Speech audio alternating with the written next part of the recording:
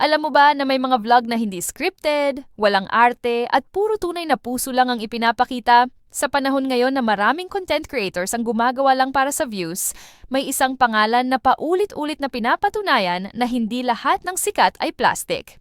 Pero ang tanong, totoo ba talaga ang kabutihan niya? O pang-camera lang lahat? Sa video na ito, aalamin natin kung bakit milyon-milyong Pilipino ang patuloy na humahanga kay Ivana, hindi lang dahil sa kanyang ganda, kundi dahil sa kabutihan ng kanyang puso na kitang-kita sa kanyang mga vlog. Panoorin mo hanggang dulo, dahil baka matapos ang video na to, mas lalo mo siyang marespeto bilang tao. Bago ang lahat, kilalanin muna natin siya. Si Ivana Alawi ay hindi lang isang sikat na aktres o influencer. Isa rin siyang anak, kapatid, at simpleng tao na dumaan sa maraming pagsubok bago marating ang tagumpay. Sa kanyang mga vlog, madalas nating makita ang kanyang pamilya, ang kanyang pagiging makulit, at higit sa lahat, ang kanyang pagiging totoo. Walang masyadong filter, walang pa-impress, kung ano siya sa bahay, iyon din siya sa harap ng kamera. At dito pa lang, ramdam mo na may kakaiba sa kanya. Isa sa pinakakapansin-pansin sa mga vlog ni Ivana ay kung paano siya makitungo sa ordinaryong tao. Hindi artista level, hindi influencer level, kundi yung mga tricycle driver, street vendors, guards, tindera, fans sa kalsada. Makikita mo na natural ang kanyang pakikitungo. Marunong magpasalamat, marunong ngumiti, marunong makinig. Hindi yung tipong bigay tapos alis na. Kundi may usap, kwento at malasakit. At ang mas nakakabilib, hindi mo mararamdaman na ginagawa niya ito para lang sa camera.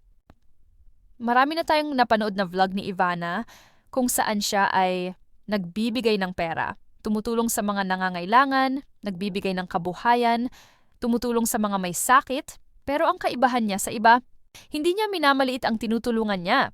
Hindi niya pinaparamdam na kawawa ka. Sa halip, pinaparamdam niya na pantay tayo, tao ka rin.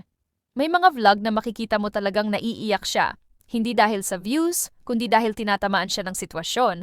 At kung mapapansin mo, minsan siya pa ang mas nahihiya sa binibigay niya, iyan ang totoong kabaitan. Kung may isang bagay na consistent sa mga vlog ni Ivana, iyon ay ang pagmamahal niya sa kanyang pamilya, sa kanyang nanay, sa kanyang mga kapatid, sa kanyang mga kasambahay. Hindi niya sila tinatrato bilang support system lang. Tinatrato niya sila bilang sentro ng kanyang buhay. Makikita mo kung paano siya mag-alaga, kung paano siya magbigay, kung paano siya makinig.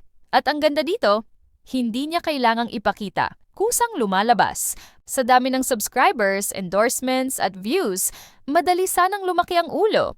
Pero kay Ivana, hindi mo mararamdaman iyon. Sa halip, simple manamit, simple magsalita, simple makisama. May mga vlog pa nga na siya mismo ang naglilinis, nagluluto, tumutulong sa bahay, at sa bawat interview at vlog, paulit-ulit niyang sinasabi, blessing lahat ng ito. Iyan ang taong marunong lumingon sa pinanggalingan. Hindi lang viewers ang naapektuhan ng kabutihan ni Ivana, pati kapwa vloggers, pati fans, pati ordinaryong tao.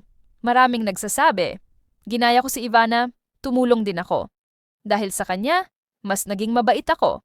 At dito mo makikita na ang tunay na influencer ay hindi lang nagpapasikat, nagpapabuti. Sa mundo na puno ng inggit, yabang, at panlalamang, may mga tao pa rin palang tahimik na gumagawa ng kabutihan. Si Ivana Alawi ay patunay na ang tunay na ganda ay hindi lang nakikita, nararamdaman. Kung umabot ka sa dulo ng video na ito, malamang ramdam mo rin kung bakit milyon-milyon ang patuloy na sumusuporta sa kanya. Kung nagustuhan mo ang video na ito, i-like, mag-comment kung ano ang paborito mong vlog ni Ivana. At huwag kalimutang mag-subscribe para sa mas marami pang kwento ng inspirasyon. Dahil sa channel na ito, hindi lang tayo nanonood, natututo tayong maging mas mabuting tao.